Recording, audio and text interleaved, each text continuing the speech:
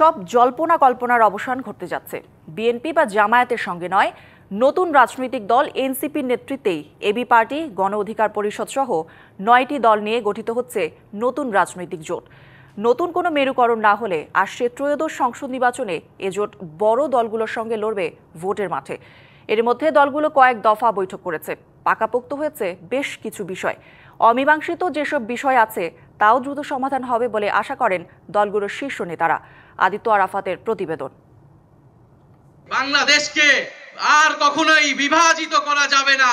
নতুন রাজনৈতিক বন্দোবস্তের প্রতিশ্রুতি নিয়ে জুলাই আন্দোলনের সমন্বয়কদের নেতৃত্বে গত ২৮ ফেব্রুয়ারি আত্মপ্রকাশ হয় জাতীয় নাগরিক পার্টির, সংক্ষেপে যা এনসিপি নামেই পরিচিত। আত্মপ্রকাশের পর রাজনীতির মাঠে গুঞ্জন ওঠে দলটি কখনো বিএনপির সঙ্গে আবার কখনো জামায়াতের সঙ্গে জোটে যাচ্ছে। অন্যদিকে ২০২০ সালে আত্মপ্রকাশ হওয়া জামায়াতের সংস্কারপন্থী দল হিসেবে পরিচিত এবি পার্টির বিষয়ে গুঞ্জন উঠে দলটি বিএনপির সঙ্গে জোটে যাচ্ছে।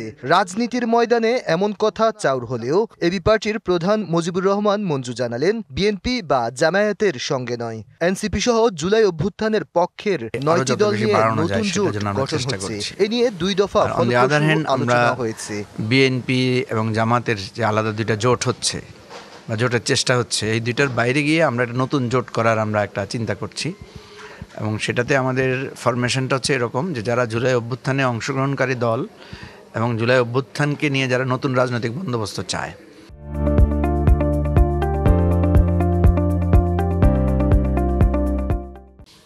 পুরানো রাজনৈতিক দলগুলোর বাইরে নতুন রাজনৈতিক দলগুলোকে আমরা বেশিরভাগ এখানে অন্তর্ভুক্ত করতে চাই। যে ৯টি দল একজোটে যাচ্ছে এর মধ্যে বাম ও প্রগতিশীল ঘরানার ৬টি রাজনৈতিক দলের প্ল্যাটফর্ম গণতন্ত্র মঞ্চ এর ৬টি দল রয়েছে।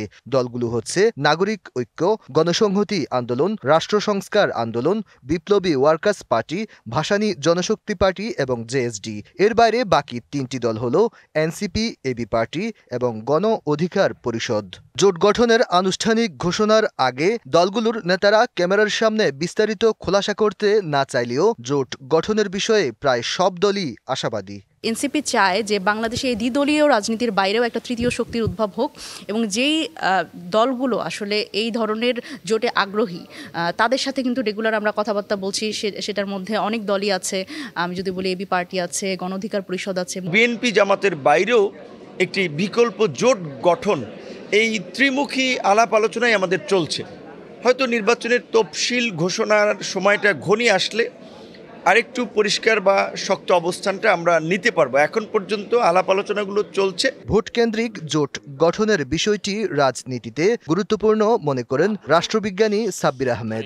অধিকাংশ ক্ষেত্রে বাংলাদেশে দেখা যায় যে ওই লোকগুলো তখন সরকারের পৃষ্ঠপোষকতাই করে এবং সরকার থেকে সব ধরনের সুযোগ সুবিধা জাতীয় পার্টি যেটা করছে। রাজনীতি বিশ্লেষকরা মনে করেন কার্যক্রম নিষিদ্ধ আওয়ামী লীগ শূন্য ভোটের মাঠে এখন বড় ২ দল বলতে বিএনপি আর জামায়াতে ইসলামী। বড় এই ২ দলের বাইরে গিয়ে নতুন জোট গঠন হলে তা ভোটের মাঠে কতটা প্রভাব রাখতে পারে সেটাই এখন দেখার বিষয়। Aditya Arafat, DBC news, Dhaka.